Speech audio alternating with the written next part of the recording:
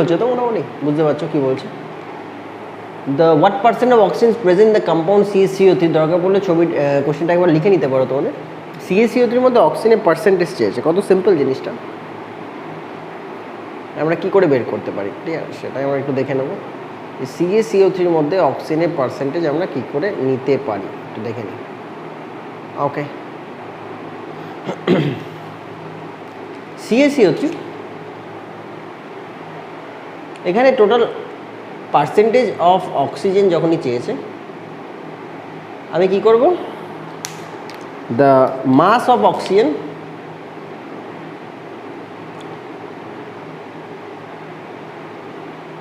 Total mass into 100 এটা করব। মাস of oxygen কত, তিনটে আছে, 3 ইন্টু 16 করে এক একটার ওয়েট। টোটাল মাস আমরা কি করে বের করব, ক্যালসিয়ামের ওয়েট কত হয় 40, কার্বনের 12, 3 ইন্টু 16 ইন্টু 100 করতে হবে, 48, 12, 40, 48, 100। তাহলে এটা যদি পার্সেন্টেজ করো এটা কেটে যাচ্ছে, তাহলে এটা কত আসছে 40। তো এটা হচ্ছে 48% হচ্ছে ক্যালসিয়াম কার্বনেটের ভেতরে থাকা অক্সিজেনের মাস পার্সেন্টেজ। 1 মোলার HCl আছে, 2 মোলার HCl আছে, এটাকে মিক্স করা হলো 4:1 রেশিওতে। ফাইনাল মোলারিটি কত হবে, ঠিক আছে। মিক্সিংয়ের পর VS ভলিউম হবে, স্ট্রেংথ হবে, স্ট্রেংথ মানে মোলারিটি, ভলিউম আর স্ট্রেংথ হবে আফটার মিক্সিং, এটা আফটার মিক্সিং বলছে। বিফোর মিক্সিং দুটো সলিউশন আছে, সেই দুটো সলিউশনের জন্য আলাদা আলাদা হবে, কি কি হবে আমরা দেখি। V1S1, V2S2, যদি আরও থাকে তো আরও আমরা যোগ করতে পারবো এখান থেকে, সেটা নিয়ে কোনো প্রবলেম নেই, ঠিক আছে। তাহলে যেরকম থাকবে সেরকম, তাহলে মিক্সিংয়ের পর যেটা হবে সেটা হচ্ছে VS, মিক্সিংয়ের আগে যা ছিল সেটা হচ্ছে প্রথম ভলিউম প্রথম strength, second volume second strength, ঠিক আছে। প্রথম ভলিউমটা কত আছে 4:1 বলেছে, তাহলে ওটা ধরে নিচ্ছি 4 ইন্টু 1, তারপর এটা 1 ইন্টু 2, ঠিক আছে। তাহলে ভলিউম আমার কাছে আছে 4 ইন্টু স্ট্রেংথ হচ্ছে আমার কাছে 1 আছে, তারপরেরটায় ভলিউম আমার কাছে আছে 1, স্ট্রেংথ আমার কাছে আছে 2, তাহলে 4 + 2 ইট মিনস 6, নতুন VS 6। তাহলে নতুন স্ট্রেংথ কত হবে, টোটাল ভলিউম দিয়ে ডিভাইড করবে, টোটাল ভলিউম কত হবে 5 আর 1 মিলিয়ে টোটাল ভলিউম কত হচ্ছে আমাদের কাছে, এই ভিটা কিন্তু টোটাল ভলিউম 5, তাহলে 6/5, তার মানে যে অ্যান্সার আসছে সেটা 1.2 আসছে। প্রবলেমটা সিগনিফিক্যান্ট ফিগার্স দিয়ে আছে, সিগনিফিক্যান্ট ফিগার্সের ক্লাস আমরা বেসিক যখন চ্যাপ্টারটা পড়বো, বেসিক নিউমেরিক্যালস চ্যাপ্টারটা, ওখানে আমরা দেখে নেব সিগনিফিক্যান্ট ফিগার্সের অনেক রুলস আছে। আমি শুধু অ্যাকর্ডিং টু দিস কোশ্চেন আমি অ্যান্সারটা দেওয়ার চেষ্টা করব। এখানে একটা সাবস্ট্রাকশন করার কথা বলা হচ্ছে, তাই তো। তো এই সাবস্ট্রাকশনের এখান থেকে মাইনাস করবে 36.802, যদি মাইনাস করে দাও তাহলে এটার অ্যান্সারটা কত আসছে আমরা এখানেই দেখে নেব, ক্লিয়ার। তো এখানে মাইনাস করে দিচ্ছি আমরা 49500, বিকজ এখান থেকে একটা কাউন্ট করা হয়েছে, তাই তো। তো টোটাল ডেসিমেলের আগেরটা আমরা কেন ধরছি না দেখো ভালো করে বোঝো, ডেসিমেলের আগে জিরোর কোনো ভ্যালু হয় না, এটা মাথায় রাখবে। সিগনিফিক্যান্ট ফিগার্সের নিয়মই তাই, ডেসিমেলের আগে জিরোর কোনো ভ্যালু হয় না। হ্যাঁ, ডেসিমেলের পরে যদি জিরো যতগুলো থাকবে প্রত্যেকটাকে কাউন্ট করতে হবে, প্রত্যেকটা সিগনিফিক্যান্ট ফিগার্স আছে। আর ডেসিমেলের পরে মিডলে যদি কোনো জিরো থাকে, মানে ইনিশিয়ালেও জিরো নেই, ব্রাইটেও জিরো নেই, মিডলে যদি কোনো জিরো থাকে সেই জিরোটাকেও সিগনিফিক্যান্ট ধরা হবে। এটা সিগনিফিক্যান্ট ফিগার্সের রুলস, আমি পড়াবো আলাদা সিগনিফিক্যান্ট ফিগার্সের ক্লাস তোমরা পাবে।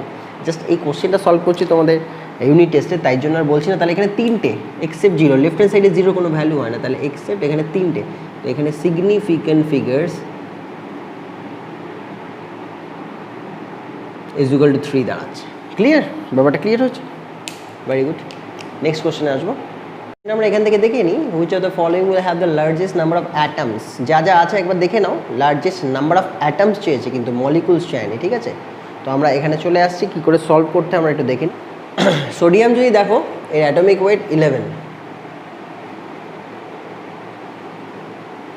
ওয়েট 7, 7 গ্রাম পার অ্যাটম, গ্রাম পার অ্যাটম, গ্রাম পার অ্যাটম, এটা গ্রাম পার মলিকুল হবে যেহেতু Cl2 আছে, তো এটাকে গ্রাম পার মলিকুল ধরবো আমরা। ওকে, তো এটা মলিকুলার ওয়েট বা অ্যাটমিক ওয়েট এত, তাহলে এর ভেতরে কতগুলো অ্যাটম থাকে ভালো করে বোঝো। অ্যাভোগাড্রো নাম্বারস অফ অ্যাটম থাকে, এটা মানেই 1 মোল, দিস ইজ সব 1 মোল অ্যাটম, 1 মোল অ্যাটম,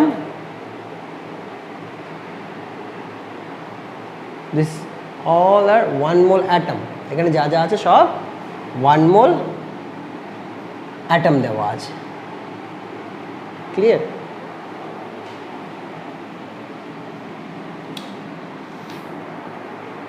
যা আছে সব আমাদের এখানে 1 মোল অ্যাটম দেওয়া আছে। আর এখানে যেটা দেওয়া আছে সেটা হচ্ছে 1 মোল মলিকুল হচ্ছে। এখান থেকে যেটা আছে যেহেতু Cl2 আছে তাহলে এটা হচ্ছে 1 মোল মলিকিউল। ক্লিয়ার? এই 1 মোল অ্যাটম মানে কতগুলো atom? Avogadro number of atom. ভালো করে বোঝো, এই 1 mole atom means Avogadro number of atoms. এখানেও তাই Na নাম্বার অফ অ্যাটমস আছে। এন এর ভ্যালু আমরা সবাই জানি, Na ইজ ইকুয়াল টু 6.023 10⁻23। এখানে অ্যাটম আছে। Na নাম্বার অফ অ্যাটমস, কিন্তু Na number of atoms atoms atoms, কিন্তু এখানে তা হবে না, এখানে Na নাম্বার অফ মলিকিউলস হবে। যেটা যদি Na-তে আনতে চাও তুমি, হ্যাঁ, এর যে ওয়েট যেটা দাঁড়ালো সেটা আমরা এখান থেকে করে নেবো। তাহলে এই ওয়েটের ভেতরে Na নাম্বার অফ মলিকুলস আছে, কিন্তু অ্যাটম যদি বলো তাহলে Na into 2 number of atoms আছে। ক্লিয়ার? এইবার ভালো করে বোঝো, এটা হিসাব করে আমার কাছে আসবে 71 মতো। 71, তাহলে 71-এর ভেতর 2 ইন্টু Na আছে, তাহলে Na কতটা আছে? Na যদি আমি কমন করে নিই তাহলে 35.5-এর ভেতরে Na আছে। এর 35.5 গ্রামের ভেতরে, এর এত গ্রাম, এর এত গ্রাম, এর এত গ্রাম, তাহলে এর এত গ্রামের ভেতরে অ্যাভোগাড্রো নাম্বার আছে, এর এত গ্রামের ভেতরে অ্যাভোগাড্রো, এর এত গ্রামের ভেতরে অ্যাভোগাড্রো, এর এত গ্রামের ভেতরে অ্যাভোগাড্রো নাম্বার আছে। তাহলে এই অ্যাভোগাড্রো নাম্বার আনার জন্য আমার গোল্ডের লাগছে 197 গ্রাম। কতটা বেশি গোল্ড লাগছে ভাবো। তাহলে 1 গ্রাম যদি আমি নিই গোল্ড, 1 গ্রাম নিই, তাহলে Na বাই 197 হিউজ নাম্বার দিয়ে ডিভাইড করতে হবে, তাহলে যে অ্যান্সার আসবে এটা অনেক কম আসবে। বুঝতে পারছো? আর এটা লোয়েস্ট নাম্বার, তাহলে এর 1 গ্রাম যদি বলি ইউনিটারি মেথড করে Na বাই 7 হবে। এদের মধ্যে সবচেয়ে ছোট 7, তাহলে 7 দিয়ে Na-কে ডিভাইড করলে ওর যে নাম্বারটা আসবে সে হিউজ আসবে। যদি আমরা 7 দিয়ে ডিভাইড করি, তাই জন্য এখান থেকে যে অ্যান্সারটা দাঁড়াচ্ছে সেটা লিথিয়াম। লিথিয়ামের 1 গ্রামের জন্য আমাদের অ্যাভোগাড্রো নাম্বার বেশি হবে। এটা মাথায় রেখো, মানে নাম্বার অফ অ্যাটমস বেশি থাকবে। মাথায় রেখো, যেই মেটালের ওয়েট যত কম, যে যত লাইটেস্ট মেটাল হয় তার 1 গ্রামের মধ্যে, এটা শর্টকাট ট্রিক্স, যে যত লাইটেস্ট মেটাল হয় তার 1 গ্রামের ভেতরে সবচেয়ে বেশি number of atoms or molecules থাকে। এটা মাথায় রাখো সবসময়। এটা বলছি which sample contains the smallest number of atoms. Same জিনিস, এর আগের যে নিউমেরিক্যালসটা আমরা করলাম ওখানে শুধু আমাদের মলিকুলার ওয়েট দেওয়া ছিল, যেখান থেকে আমরা মলিকুলারটা আমরা নিজেরা বের করে নিলাম। সেখান থেকে আমরা মোল নাম্বার থেকে জাস্ট কানেকশন করলাম যে নাম্বার অফ অ্যাটমস কোথায় বেশি আছে। এখানে কিন্তু ডিরেক্টলি মোল নাম্বারই দেওয়া আছে, তাহলে আমাদের বুঝতে খুব সুবিধা হবে। ঠিক আছে, তো আমরা চলে আসি ডাইরেক্ট অ্যান্সারে চলে আসি। কোশ্চেনটা তোমরা যদি মনে করো স্ক্রিনশট তুলে রেখে পরে দেখতে পারো যে কোন কোশ্চেনের জন্য কীভাবে আমরা অ্যান্সারটা অ্যাপ্রোচ করছি। ক্লিয়ার?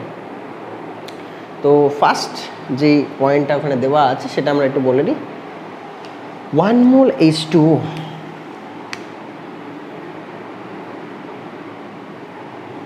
এর মধ্যে অ্যাভোগাড্রো নাম্বার অফ মলিকুলস আছে, কিন্তু ভালো করে বোঝো, অ্যাভোগাড্রো নাম্বার অফ মলিকুলস আছে। 1 মোল মানে Avogadro number of molecules. Na molecules আছে, তাহলে অ্যাটমস কটা আছে? যেহেতু 3টে অ্যাটম মিলে একটা মলিকুল তৈরি হয়, তাহলে আমরা বলতেই পারি যে এর মধ্যে যে অ্যাটম আছে সেটা হচ্ছে Na into 3, Na into 3 atoms. পরেরটা 1 মোল NaCl আছে।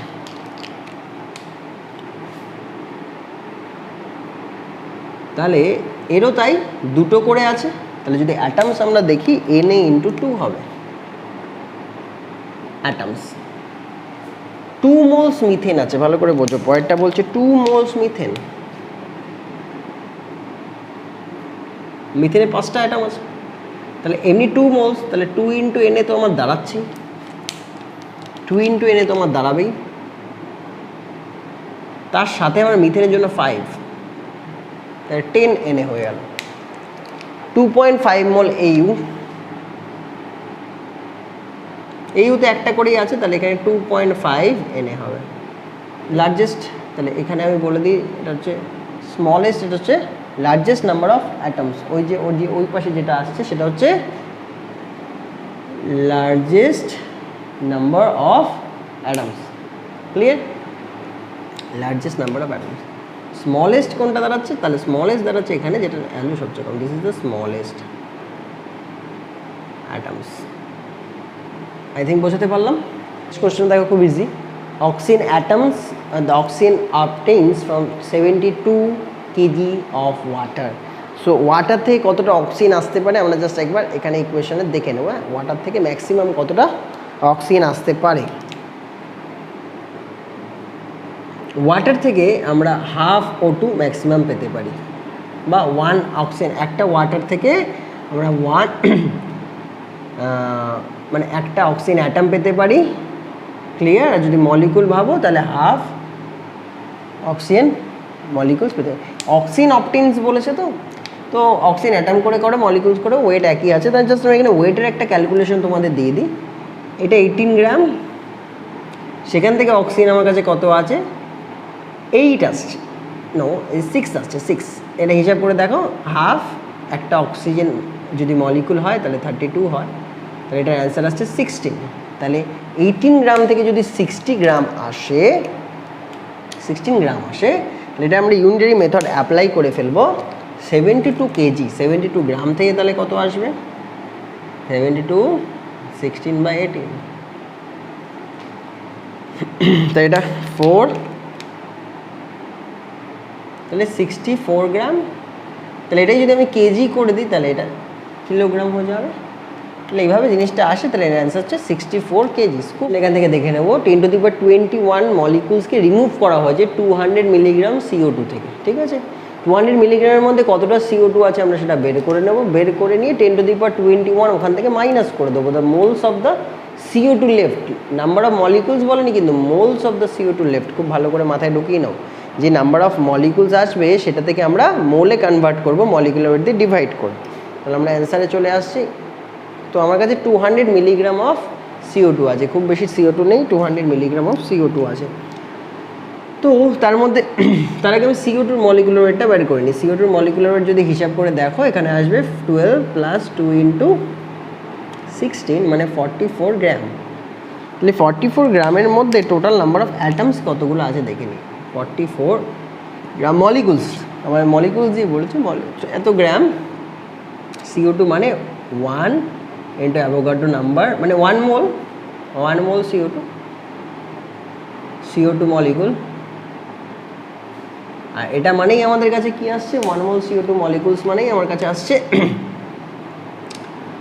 Avogadro number of CO2। ঠিক আছে না, 6.023 × 10⁻23 নাম্বার অফ CO2 আসছে। তাহলে 200 মিলিগ্রামের ভেতরে কতটা আসবে আমরা সেটা বের করবো। ঠিক আছে, তাহলে 44 গ্রামের মধ্যে এত এসছে, তো 200 মিলিগ্রামের ভেতরে কত আসছে দেখে নিই। তো ফার্স্টে আমরা 1 গ্রামের ভেতরে কত আসছে একটু চেক করে নিই। 1 গ্রাম, তাহলে NA ডিভাইডেড বাই 44, এতগুলো CO2 আছে। 1 গ্রামকে যদি আমি মিলিগ্রামে করি তাহলে এটা 1000 মিলিগ্রাম। তাহলে একবার এটা 1000 মিলিগ্রামের অ্যান্সার চলে আসছে। তো এটাকে যদি তুমি 200 মিলিগ্রামে করো, আবার ইউনিটারি মেথড অ্যাপ্লাই করো, তাহলে 5 দিয়ে ডিভাইড হবে। তাহলে NA/5 × 44। ক্লিয়ার? তাই এই ক্যালকুলেশনটা আমরা এখান থেকেই দেখে নিই। 6.023 10⁻23 ডিভাইডেড বাই 5 × 44 যদি করো, এটার অ্যান্সার আসছে 220। আমি এখানে কি করব, 2.20 রাখবো। তাহলে এটাকে আমি সরিয়ে দিতে পারি, 21 করে দিতে পারি। এটা যদি কাটাকাটি, এটা আসবে এটা 2.26 দিয়ে যদি ডিভাইড করো নিয়ার অ্যাবাউট 3 এর কাছাকাছি অ্যান্সারটা আসছে। যতদূর আমি দেখতে পাচ্ছি এখানে 3 এর কাছাকাছি অ্যান্সারটা আসছে। এখান থেকে 10⁻21 এটা দেখে নাও কত আসছে, দেখে নিচ্ছি আমরা। তো আমার অ্যান্সারটা যেহেতু বলেছে molecule the moles of CO2 left, আমাকে কিন্তু মোলস অফ CO2 লেফট বলেছে, লাস্টে মোলসে যেতে লাগবে। তার আগে এখান থেকে মলিকুলসে আমরা এই অ্যান্সারটা বুঝতে পারছি, এতগুলো মলিকুলস আছে। এবার আমার কাজ কি হবে, মাইনাস করে দেওয়া। কাকে মাইনাস করতে হবে ভালো করে বোঝো, 10⁻21 ওর ভেতর থেকে যে যতগুলো মলিকুলস ছিল, এখানে তো পেয়ে গেছি কতগুলো মলিকুলস ছিল, তার থেকে 10⁻21 খানা মলিকুলসকে আমরা জাস্ট মাইনাস করে দেবো। তাহলে রেস্ট অফ দ্য CO2 কত হবে, রেস্ট অফ CO2 হবে কত, 6.02। আমরা ক্যালকুলেশনটা পরে করবো। 2.20 ইন্টু 10⁻21, এখান থেকে 10⁻21 মাইনাস করে দিচ্ছি। তাহলে 10⁻21 কমন চলে গেল, 6.0 লিখছি, এনে 2.2 মাইনাস 1 আসছে। ক্লিয়ার? এইবার কি করতে হবে, এবার বলেছে এখান থেকে আমরা, এটাকে ছিল মলিকুলসে ছিল, সেখান থেকে আমরা এটাকে মোলসে কনভার্ট করব। কিভাবে, মলিকুল থেকে মোলে কি করে যায়, অ্যাভোগাড্রো নাম্বার দিয়ে যদি ডিভাইড করো তাহলে মলিকুল থেকে সেটা মোলে ডাইরেক্ট চলে যাবে। অ্যাভোগাড্রো নাম্বার দিয়ে শুধু ডিভাইড করতে হবে, তাহলে মলিকুল থেকে যেটা আসবে সেটা হবে মোলে চলে আসবে। তাহলে 10⁻21 থাকছে, এই জায়গাটা আমরা কায়দা করব 6.0 মাইনাস 2.2টা তো বুঝতেই পারছো, তাকে আমরা ডিভাইড করছি অ্যাভোগাড্রো নাম্বার দিয়ে গেইন। তাহলে অ্যাভোগাড্রো নাম্বার দিয়ে যদি ডিভাইড করে দিই, এক্সট্রা অ্যাভোগাড্রো নাম্বার এখানে বসিয়ে দাও।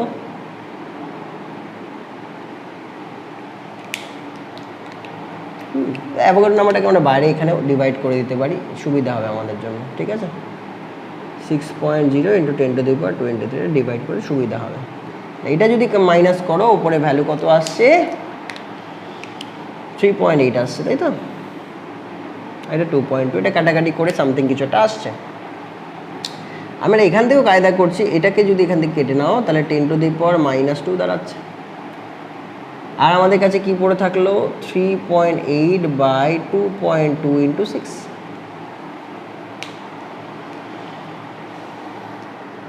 তো এটা করে যা আসছে, এটাকে আমরা করে দিই কি 3 করে দিই, তাহলে 38 হয়ে যাবে। এটা 38 করে দিতে পারবো। তাহলে এটা করলে কত হবে, 6 পয়েন্ট সামথিং।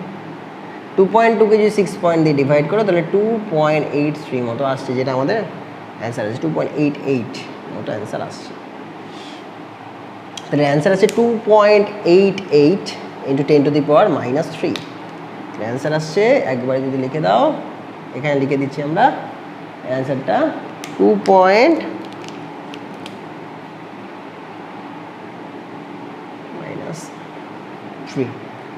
ক্লিয়ার? এই হচ্ছে আমাদের অপশন। একটু বড় হলো, ক্যালকুলেশনটা করতে জাস্ট, আর কিছুই না, বাকিটা নিশ্চয়ই বুঝতে পেরেছো। সেটা দেখো, এম্পিরিক্যাল ফর্মুলা চেয়েছে, কিছু ডেটা দেওয়া আছে, 90% কার্বন 10% হাইড্রোজেন। কী করে এম্পিরিক্যাল ফর্মুলা বের করতে আমরা পুরোটা এখানে শিখে নেবো। ঠিক আছে, তো ফার্স্ট অফ অল যেটা করতে হবে সেটা হচ্ছে এটা লিস্ট বানাতে লাগবে, কার দুটো অ্যাটম আছে, কার্বন অ্যান্ড হাইড্রোজেন আছে। তাহলে আমরা ফার্স্টে এখানে কী করবো, ফার্স্টে আমরা এখানে অ্যাটমস লিখবো। অ্যাটমস কী কী আছে, কার্বন আছে, হাইড্রোজেন আছে। তারপরে আমরা কি লিখবো, গিভেন ওয়েট লিখবো। তারপরে আমরা কি লিখবো, অ্যাটমিক ওয়েট লিখবো। এগুলো আমাদের দরকার হবে, প্রত্যেকটা জিনিস দরকার হবে। তারপরে আমরা কী করবো, divided by the least atomic weight. যেটা অ্যাটমিক ওয়েট করার পর আমাদের যেটা আসবে সেটা হচ্ছে number of atoms, atomic ratio. এটা নেক্সট আমাদের যেটা আসছে সেটা হচ্ছে অ্যাটমিক রেশিও বা মোলার রেশিও বলতে পারো এটাকে। অ্যাটমিক রেশিও আসবে বাই লিস্ট দিয়ে ডিভাইড করতে হবে। হয়ে গেল ডিভাইড।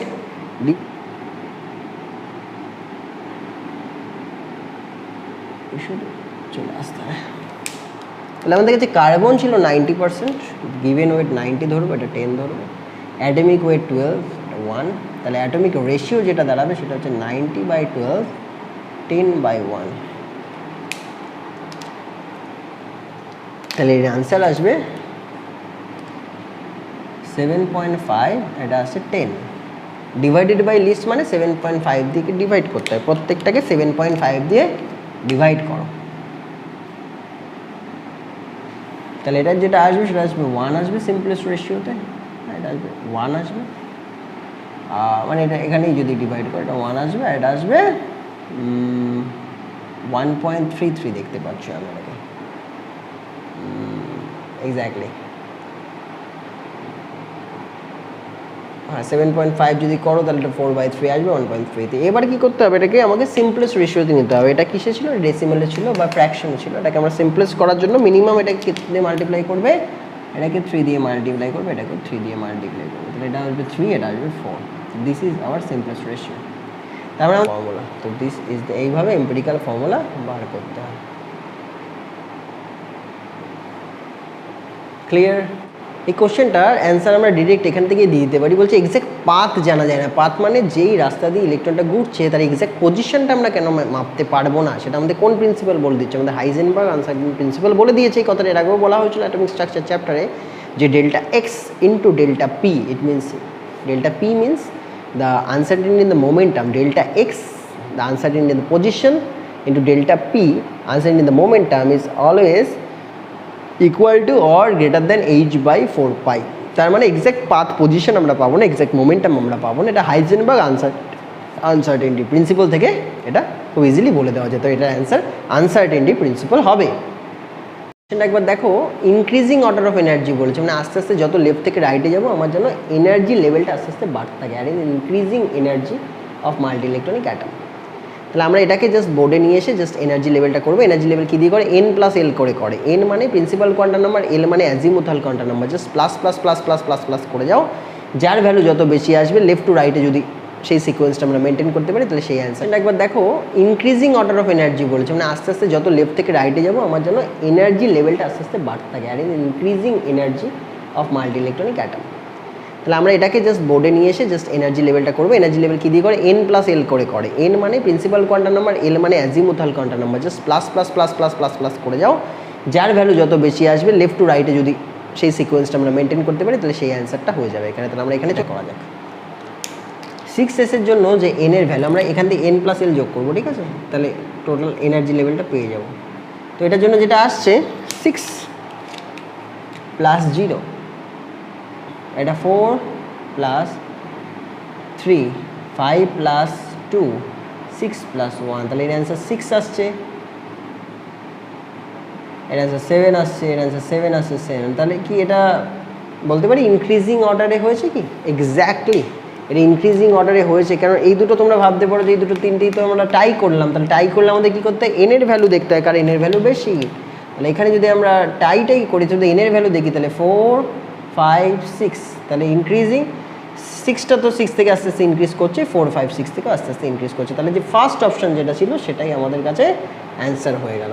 বাকিগুলো তোমরা করতে পারো, জাস্ট সময় যদি তোমাদের কাছে থাকে তোমরা করতে পারো। আমি জাস্ট আর একটা দেখিয়ে দিতে পারি, ঠিক আছে? এই অপশান তো এটা হয়ে গেল, বুঝেই গেলে। তাও বাকি অপশানগুলো আমরা এখান থেকে দেখে নিচ্ছি। 4f, 6s, 5d and 6p। তো অনেকে ভাবতে পারো ডাইরেক্ট স্যার কী করে বলে দিচ্ছেন, আমি এল এর ভ্যালু লিস্টটা আমি এখানে বলে দিচ্ছি, s, p, d and f।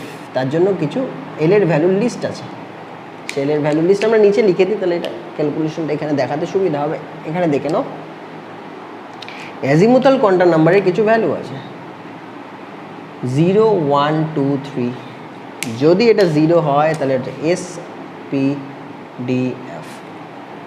তাহলে 4f এর জন্য যেটা হবে সেটা কি হবে, 4 প্লাস f এর জন্য 3, এইভাবে আসছে 6 প্লাস 0, 5 প্লাস 2, 6 প্লাস 1। অ্যান্সারগুলো আমরা যদি এখান থেকে বের করে নিই তাহলে এর অ্যান্সার আসছে কত, এর অ্যান্সার 7, এর অ্যান্সার কত আসছে 6, এর অ্যান্সার কত আসছে এগেন 7, এর অ্যান্সার কত আসছে 7। তাহলে আমার কিন্তু কমলো আবার বেড়ে গেল, তার মানে এটা ইনক্রিজিং অর্ডারে নেই। তাহলে বি অপশানটা আমাদের কাছে হবে না। এইভাবে তোমরা বাকি অপশানগুলো করে নিতে পারো, সি, ডি এই অপশানগুলো তোমরা এখান থেকে একই রকমভাবে করে নিতে পারো। নেক্সট কোশ্চেনটা আমরা এখান থেকে দেখবো, number of unpaired valence electron of the ফসফরাসে ইলেকট্রনিক কনফিগারেশন করার পর আমরা নাম্বার অফ আনপেয়ার্ড ইলেকট্রনস ওখানে বের করে নিতে পারবো, নাম্বার অফ আনপেয়ার যেটা পেয়ার করা নেই সেটা বের করে নিতে পারবো। তাহলে 3s2 3p3 ইলেকট্রনিক কনফিগারেশন করো, এই হবে তাই তো। ইলেকট্রনিক কনফিগারেশন করা হয় তাহলে এখানে হবে দুটো, এখানে একটা, দুটো, তিনটে, তাহলে আনপেয়ার্ড ইলেকট্রন এগুলো, তাহলে নাম্বার অফ আনপেয়ার্ড ইলেকট্রন যেটা আসছে এটা আসছে 3, কারণ পেয়ারিং নেই এখানে কোনো। অ্যাকর্ডিং টু হুমস 1 1 1 করে আমরা এখানে বসিয়ে দিলাম, খুব সিম্পল ছিল কোশ্চেন। দেখো খুব সহজ কোশ্চেন এটা দেওয়া হয়েছে। n = বলা হয়েছে 3, l = বলা হয়েছে 2। তাহলে এরকম কতগুলো ইলেকট্রনস আছে যাদের n = 3 আর l = 2 হবে। ম্যাক্সিমাম নাম্বার অফ ইলেকট্রনস আমাকে বের করতে লাগবে যার n = 3 আর l = 2। মাথায় ঢুকিয়ে নাও, খুব সহজ জিনিস। কতগুলো l হতে পারে? 0 হতে পারে, 1 হতে পারে, 2 হতে পারে, কিন্তু আমাকে কিন্তু বলেনি যে তোমরা 0 আর 1-এরটা বের করো। আমাদের 0টা বলেনি, 1-এরটাও বলেনি, আমাকে শুধু 2-এরটা দেখতে হবে। তাহলে আমরা জানি যে l এর ভ্যালু থাকে 0 1 2 3 থাকে, তাই তো। 0-র জন্য যে l সেটাকে বলা হয় s p d f। তাহলে 2 এর জন্য বলছে, তাহলে 2 এর জন্য আমাদের কোন সাবশেলটার কথা বলা হচ্ছে? আমাকে 2 এর জন্য বলা হচ্ছে p সাবশেল। তাহলে আমরা 3p সাবশেলের কথা বলবো। তাহলে 3p সাবশেল যদি আমরা ড্র করি এরকম হবে। কতগুলো ইলেকট্রনস থাকতে পারে মন দিয়ে বুঝবে। l = 2 বলেছে, কিন্তু ওরা বলেই দিয়েছে l = 2 না, তাহলে p না। l = 2 হলে কিন্তু p না, ভালো করে দেখো 1। তাহলে 3d এর কথা বলা হচ্ছে, 3d এর কথা বলা হচ্ছে, 3d। তাহলে ম্যাক্সিমাম কতগুলো ইলেকট্রনস থাকতে পারে? 5টা যদি সাবশেল হয়, মানে p d তো তার অরবিটাল, d অরবিটাল, তার মধ্যে কতগুলো, সরি d সাবশেল, তার মধ্যে কতগুলো অরবিটাল আছে দেখে নাও। 5 অরবিটালস আর দেয়ার, 5 d অরবিটালস আর দেয়ার, d টা সাবশেল। d সাবশেলের আন্ডারে 5 অরবিটালস আর দেয়ার, d টা সাবশেল কেন? d টা azimuthal quantum number, azimuthal quantum number দিয়ে আমরা সাবশেল বের করি। n দিয়ে হচ্ছে প্রিন্সিপাল কোয়ান্টাম নাম্বার, এটা দিয়ে আমরা শেল বের করি। তাহলে 3 নম্বর শেলের আন্ডারে সাবশেল নাম্বার 2 মানে d সাবশেলের ভেতরে কতগুলো অরবিটালস আছে? 5টা অরবিটালস আছে। প্রত্যেকটা অরবিটালসে ম্যাক্সিমাম কতগুলো ইলেকট্রন থাকতে পারে? 2টো করে। তাহলে 5টা অরবিটালে ম্যাক্সিমাম যদি দেওয়া যায় তাহলে ইলেকট্রনস নাম্বার আসবে 10। এখান থেকে দেখো বলছে সেকেন্ড ইলেকট্রন গেইন এনথ্যালপি কি কি হতে পারে বলছে, নেগেটিভ পজিটিভ দুটোই হতে পারে, জিরোও হতে পারে। তার মানে নিজেদের বুদ্ধি দিয়ে আমাদের এর ভেতরে ইলেকট্রন আছে, অনেকগুলো শেল আছে। বাইরে থেকে আমরা কি করব, একটা ইলেকট্রন আনবো। ইলেকট্রন বাইরে থেকে আনলে কিন্তু এনার্জি বেরাবে, ভালো করে বোঝো, এনার্জি বেরাবে, সিস্টেমের থেকে বেরাবে। তার মানে এনার্জিটা যেটা দাঁড়াবে নেগেটিভ, ইট মিনস এটা এক্সো থার্মিক। এটা কিন্তু ফার্স্ট ইলেকট্রন গেইন এনথ্যালপির কথা বলা হচ্ছে, এক্সোথার্মিক। হ্যাঁ, এনার্জি বেরোচ্ছে নেগেটিভ, সিস্টেমের থেকে বেরোচ্ছে। সিস্টেমে আগে যদি মনে করো H1 ছিল, এখন হচ্ছে H2 পরে বেরোনোর পর, তো H2 মাইনাস H1কে আমরা বলবো ডেল্টা H। তো H2 যেটা বেরিয়ে গেল, ভালো করে বোঝো, যেটা বেরিয়ে যাওয়ার পর ভেতরে এনার্জি কমে যাবে। তাহলে H2 কমে গেছে, H1 বেশি, আগের H1টা ইনিশিয়াল, H2টা পরেরটা, তাহলে পরে তো কমে গেছে, আগেরটা বেশি, তাহলে নেগেটিভ বেশি, that's why it is negative. তার মানে ন্যাচুরালি এক্সোথার্মিক। বাট সেকেন্ড আয়নেশন এনথ্যালপির কথা এটা বলছে, ভালো করে বোঝো। একটা মেটাল আছে, সরি মেটাল তো করবো না আমরা, এটা হ্যালোজেন বা অন্য কোনো অ্যাটম নিয়ে করবো। কোনো একটা অ্যাটম আছে, সে একটা ইলেকট্রনকে খেয়ে নিল, খেয়ে নেওয়ার সাথে সাথে ওই মাইনাস হয়ে গেল, কিছুটা এনার্জি বাইরে ছেড়ে দিল। এবার ভালো করে বোঝো যে এ মাইনাস হয়ে গেছে। এবার second ionisation enthalpy, second electron gain enthalpy, এ মাইনাস এবার আরও একটা ইলেকট্রনকে খাবে, এটা কখনো সম্ভব? এই হচ্ছে অলরেডি নেগেটিভলি চার্জড, আবার একটা ইলেকট্রন খাচ্ছ নেগেটিভলি চার্জ, এর মধ্যে কী হবে? রিপালশন হবে। এদের মধ্যে কি হচ্ছে? রিপালশন হচ্ছে। রিপালশনের জন্য এরা কাছাকাছি আসছে না, ন্যাচারালি আসছে না, হ্যাঁ স্পন্টানিয়াসলি আসছে না।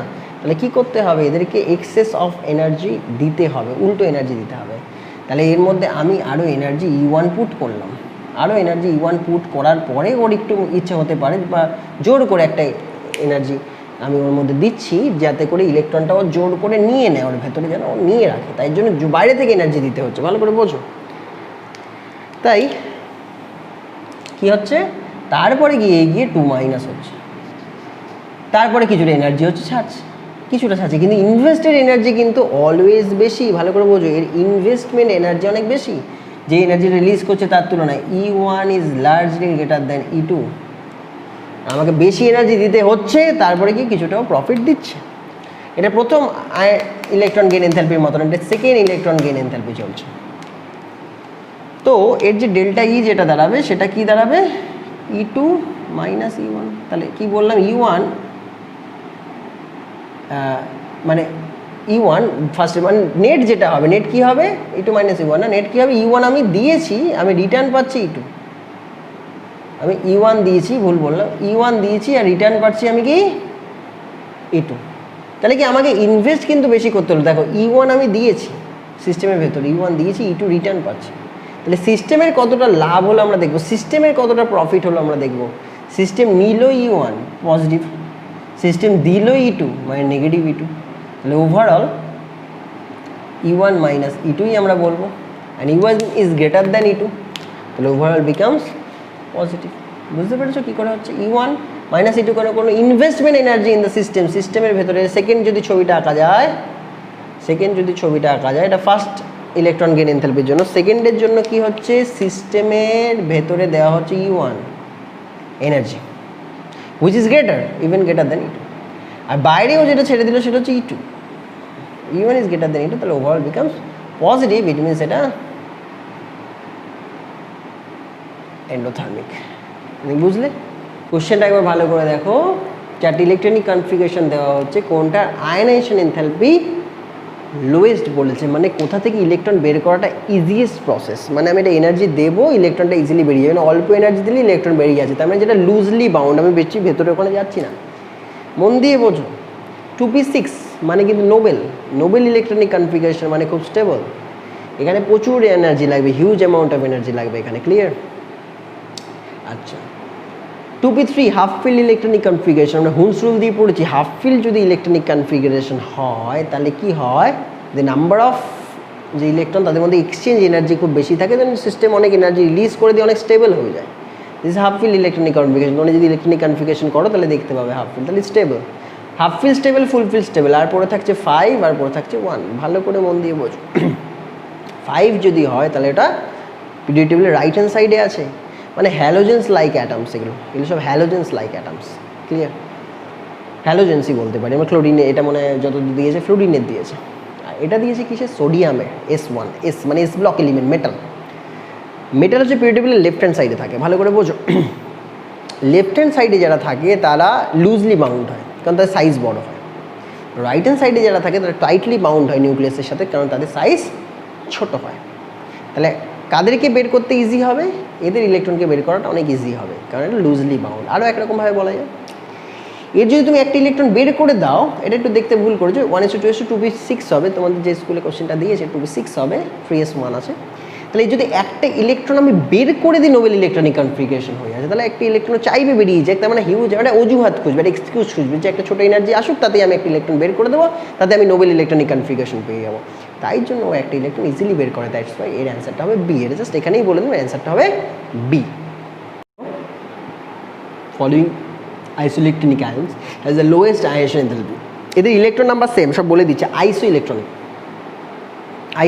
Electron number same. তাহলে আমরা ইলেকট্রন দিয়ে বুঝতে পারবো না যে কার ভেতরের থেকে ইলেকট্রন বের করতে বেশি এনার্জি লাগবে, তাহলে আমরা কী দিয়ে বুঝতে পারবো, আইদার সাইজ দিয়ে বুঝতে পারবো, নাহলে চার্জ দিয়ে বুঝতে পারবো, ঠিক আছে? তো চার্জ দিয়ে ফার্স্টে বলছি, ধরো যার চার্জ 1 আছে, পজিটিভ চার্জ, মানে একটা ইলেকট্রন অলরেডি ছেড়ে দিয়েছে, যার ন্যাচারাল ইলেকট্রন থাকার কথা তার থেকে একটা ইলেকট্রন ছেড়ে দিয়েছে, এই মুহূর্তে কি আরও একটা ইলেকট্রন ছাড়তে পারবে, অলরেডি পজিটিভ চার্জ হয়ে রয়েছে, অলরেডি ইলেকট্রন ডেফিসিয়েন্ট, তার মানে এর ভেতর যে নিউক্লিয়াস আছে সে কিন্তু ওই যে কটা ইলেকট্রনকে পাচ্ছে তাদেরকে খুব ভালো করে বাইন্ড করে রেখেছে, তাহলে এই মুহূর্তে কিন্তু ও আর ইলেকট্রনকে ছাড়তে দেবে না, কারণ ওর মধ্যে যে এফেক্টিভ নিউক্লিয়ার চার্জ ইলেকট্রনের প্রতি সেটা অনেক বেশি, পজিটিভের প্রতি। Ca2+ তো আরও বেশি, মানে দুটো 2+ আছে, দুটো প্লাস আছে, মানে দুটো ইলেকট্রন অলরেডি বেরিয়ে গেছে, এখন আরেকটি ইলেকট্রন বের করতে হিউজ অ্যামাউন্ট অফ লাগবে। আমাকে কী বলেছে, লোয়েস্ট আয়নেশন এনথালপি। লোয়েস্ট মানে কি, যার ইলেকট্রনগুলো বেশি আছে, বেশি থাকলে কি ইলেকট্রন এমনি রিপালশন হয়, ভালো করে বোঝো, বেশি ইলেকট্রন থাকলে ইলেকট্রন রিপালশন হয়, তাহলে অল্প এনার্জি দিলেই কিন্তু আমি ইলেকট্রনটাকে বের করতে পারবো। তাহলে বেশি রিপালশন কোথায় দেখতে হবে, বেশি ইলেকট্রন রিপালশন কোথায় আছে, Cl- ইলেকট্রন এক্সট্রা আছে, বোঝা যাচ্ছে। S2- ইলেকট্রন দুটো এক্সট্রা আছে, তার মানে এর মধ্যে ইলেকট্রন রিপালশন বেশি, কনজেশন বেশি, তাহলে ও হালকা এনার্জি দিলে, হালকা নক করলেই ইলেকট্রনটা বাইরে বেরিয়ে যাবে। অল্প এনার্জিতেই আমি ইলেকট্রন বাইরে বার করতে পারবো। সো আমার আয়নেশন এনথালপি যেটা আছে সেটা অনেক মিনিমাম হবে। আর যদি বলে ম্যাক্সিমাম আয়নেশন এনথালপি তাহলে হবে Ca2+। ক্লিয়ার? তো ম্যাক্সিমাম মিনিমাম দুটোই বোঝা গেল। IP means ionisation potential, it means ionisation enthalpy, ionisation energy, সেটা আমরা এখানে করব। তো এখানে যদি অ্যাটম দিয়েছে, অ্যাটম দিয়ে অ্যান্সার দিতে পারবো। কেন? আমাদের বলতে হাইয়েস্ট আইপি মানে ইলেকট্রনকে বের করতে বেশি এনার্জি লাগবে, মানে fulfilled or Nobel electronic configuration দিতে পারি। এটা হাফিল, এটা ফুলফিল, মানে হাফিল ফুলফিলের থেকেও বেশি স্টেপ হচ্ছে Nobel electronic configuration. Nobel electronic দুটো আছে, একটা হিলিয়াম আছে, নিয়ন আছে, দুটোই নোবেল আছে। মানে কাকে তুমি ভাববে বেশি এনার্জি দিতে হবে? যেই নোবেলটা সাইজে ছোট সেই নোবেলের ভেতরে ইলেকট্রন আর প্রোটনের মধ্যে, নিউক্লিয়াস আর ইলেকট্রনের মধ্যে ডিসটেন্স কম, ওর মধ্যে বাইন্ডিং ফোর্স বেশি, অ্যাট্রাকশন ফোর্স বেশি। তাহলে আবার যেই নোবেল গ্যাসটা ছোট সাইজের আছে তাকে বেশি এনার্জি দিয়ে ইলেকট্রনটা বাড়াবে। কোন নোবেল গ্যাসটা ছোট আছে? তোমরা পেরিয়ড যদি দেখে নাও তাহলে বুঝতে পারবে কোন নোবেল গ্যাস ছোট। সরি, হিলিয়াম নোবেল গ্যাস ছোট ছোট আছে, হিলিয়াম, নিয়ন, আর্গন, প্লুটোন, জেনন, রেডন। হিলিয়াম যদি পেরিয়ড দেখে নাও চেক করে নাও, এটা একটু বেশি আছে। দেখেন এই কোশ্চেনটা তোমরা দেখে নাও। বলছি কোন অরবিটালটা এমন আছে যেটা যে অ্যাক্সিস হয় এক্স ওয়াই জেড, সেই অ্যাক্সিসের মাঝখান থেকে পাস করে, মানে এক্স ওয়াই অ্যাক্সিসের মাঝখান থেকে পাস করে গেল বা এক্স জেড এর মাঝখান থেকে পাস করে গেল, না পুরো অ্যাক্সিসের অ্যালংই থাকে, মানে align to the axis, X অ্যাক্সিসের অ্যালাইন থাকে, ওয়াই বা জেড এর অ্যাক্সিসের অ্যালাইন। তাহলে তার জন্য আমাকে একটু ছবি আঁকতে হবে, এটা মুখে মুখে বলা যাবে না, ছবি দিয়ে আমরা বুঝে দিচ্ছি। ছবিতে চলে আসবে আমরা এখানে ডি অরবিটাল